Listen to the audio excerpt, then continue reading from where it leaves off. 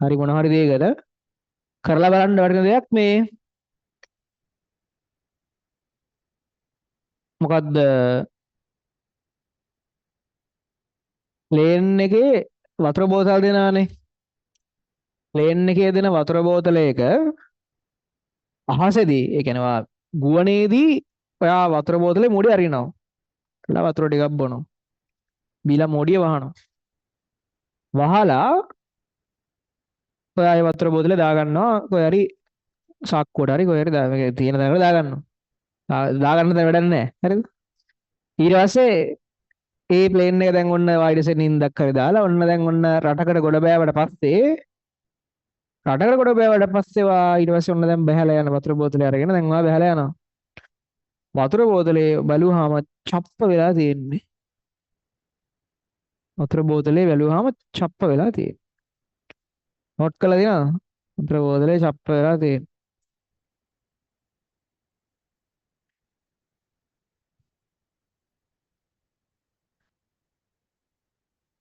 ඇයි ඒ?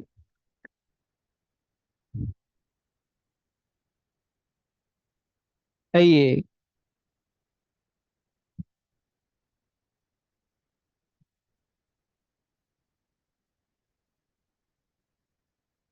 හරි.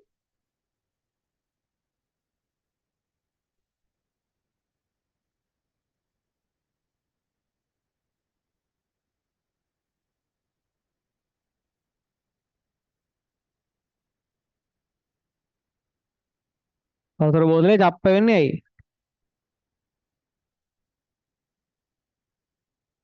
දලා අදහසක් තියෙනවනේ වලරේ නියමයි. නියමයි. මොකද? දැන් මෙහෙමනේ. ඔයාලා දන්නවා අපි කතා කරා මීට කලින් වායුගෝලීය පීඩනය කියන එක පොළව මට්ටමට වඩා උඩ මට්ටමේදී අඩුයි. ඇයි අර ඉහළ වායුගෝලයේ තියෙන මෙන්න මෙතන ඉඳන් තියෙන මේ වායුගෝලයේ පටන් ගන්න තැන තියෙන උස මත තමයි අර HOG වගේ තමයි වායුගෝලීය පීඩනය වෙනස් වෙන්නේ. වායුගෝලයේ පටන් ගන්න තැන ඉඳන් මෙතෙන්ට තියෙන උසට වඩා වායුගෝලයේ පටන් ගන්න තැන ඉඳන් මෙතෙන්ට තියෙන උස අඩු හින්දා ඒ හරිය පීඩනය අඩුයි. ඒතර ඒ වගේ උඩට යන්න යන්න වායුගෝලීය පීඩනය අඩුයි.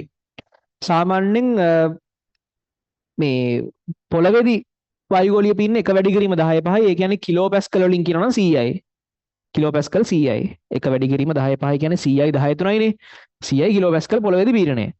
සාමාන්‍යයෙන් එළියදී පීඩනය ඔය සාමාන්‍යයෙන් කමර්ෂල් ෆ්ලයිට් එයාප්ලේන් එකක් යන්නේ අඩි 30000ක් උසින්. ඒ කියන්නේ පොළොවට වඩා අඩි 30000ක් විතර උසින් තමයි කමර්ෂල් එයාප්ලේන් එකක් යන්නේ. ඒතර ඔය කියන උසේදී ප්‍රෙෂර් එක ඇවිල්ලා ඔය කියන උසේදී ප්‍රෙෂර් එක ඇවිල්ලා කිලෝ පැස්කල් 20ක් විතර හරිද? දැන් මේ හරියේ 100ක් නේ. කිලෝ පැස්කල් 20ක් විතර පට්ටම පොඩි ප්‍රෙෂර් එකක් තියෙන්නේ. ඒතර ඔය පට්ටම පොඩි ප්‍රෙෂර් එකකට පට්ටම පොඩි ප්‍රෙෂර් එකේ මිනිස්සු හිටියොත් ඒ කියන්නේ බාහිර වායුගෝලීය පීඩනයේ ප්ලේන් එකේ ඇතුලේ පීඩනයට සමානොත් මිනිස්සු මැරෙනවා. ඒතර එච්චර අඩු පීඩනයක මිනිස්සුන් ඉන්න බෑ. හුස්ම ගන්න හැම බෑ. ඒ කියන්නේ මිනිසුන්ගේ සිස්ටම් වැඩ කරන්නේ නැහැ. ඔක්සිජන් උත්මදී සිස්ටම් වැඩ කරන්නේත් නැහැ. එච්චර අඩු පීඩනයක ඉන්න බෑ. අර දැන් බැලුන් එක පුපුරනවා වගේ දැන් යම් බැලුන් එකක් ඇතුලේ පීඩනයයි එළිය පීඩනයයි සමාන හින්දානේ බැලුන් එක සමාන නෙමෙයි චුට්ටක් ඇතුලේ පොඩ්ඩක් වැඩි. ඒ නිසා මේක ඇදිලා මොම් බැලන්ස් වෙලා තියෙනවානේ. එකපාරට බාහිර වායුගෝලය නැතිනොත් බැලුන් එක ඇතුලෙන් එළියට පුපුරලා යනවා. ඇයි? ඇතුලේ බල ටික විතරනේ. තද වෙලා හින්දා පුපුරලා යනවා. ඒතර මිනිසුන්ටත් ඒක තමයි වෙන්නේ. ඔය වගේ තැනක එළිය පීඩනය ප්ලේන් එක ඇතුලේ පීඩනයට සමාන වුණා නම්. ඒතර ප්ලේන් එක ඇතුලේ 30 kPa තිබ්බනම් මිනිසුන්ට ඒ එච්චර අඩු පීඩන තත්ත්වය දරා ගන්න අමාරුයි. පුපුරලා යන ගණන් නැති වෙයි.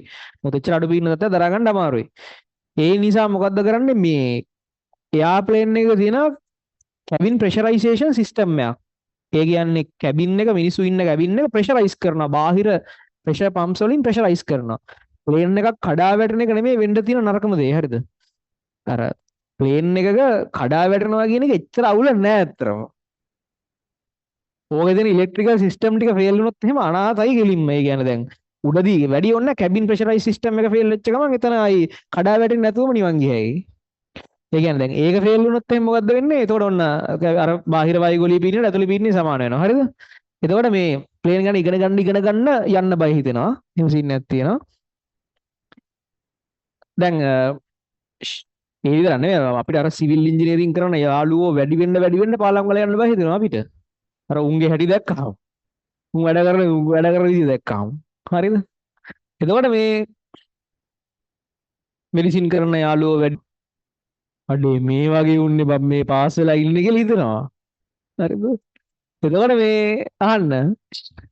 දැන් අහන්න. දැන් එතන මොකද කරන්නේ කැබින් ප්‍රෙෂරයිස් සිස්ටම් එකෙන් කරන්නේ මේක 100ට වැඩි කරන එක අමාරු වැඩි ඉතින් එච්චර ශක්තියක් වැය කරන්න ඕන සාමාන්‍ය මිනිසුන්ට 70 80 විතර ඉන්න පුළුවන් ෂේප් එකේ 70 80 වගේ පීඩන වල ඉන්න පුළුවන් ෂේප් එකේ.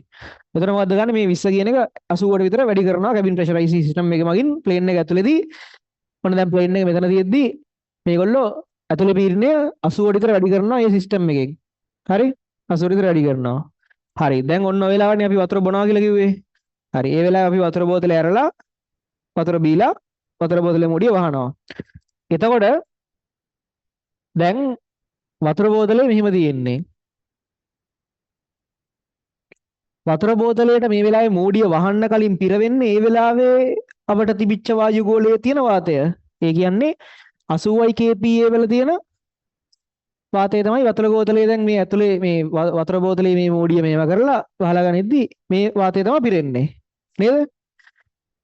ඊට පස්සේ වතුර බෝතලේ පල්ලෙහාට ආවට පස්සේ ආයිත් ඒ රටේදී 100යි kPa පීඩනයක් තියෙනවනේ. කිලෝපැස්කල්. එතකොට දැන් මොකද්ද වෙන්නේ? දැන් මේ රටේදී මේ වතුර බෝතලේ වහලා තියෙන්නේ ඇතුලේ තියෙන වාතයට තියෙන්නේ 80යි kPa පීඩනයක්.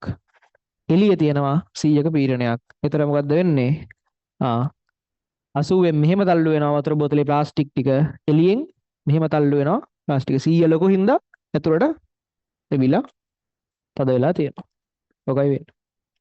එතකොට දැන් ඔක මම ඕන තරම් කරලා බලලා දැකලා තියෙන දෙයක්. එතකොට දැන් අපි ලංකාවෙන්ම අරන් ගියපු වතුර බෝතලයක් අපි උඩදී ඕපන් කරන්නේ නැතුව ඒ වතුර බෝතලේ අරකට ගෙනිච්චට කිසි ප්‍රශ්නයක් වෙන්නේ නැහැ. ඒද ලංකාවෙම වතුර බෝතලේ ඕපන් කරලම නැහැ නේ. ඒතර ඒ වතුර බෝතලේ ඇතුලේ තියෙන පීඩනේ කොහොමත් වායුගෝලීය පීඩනේ.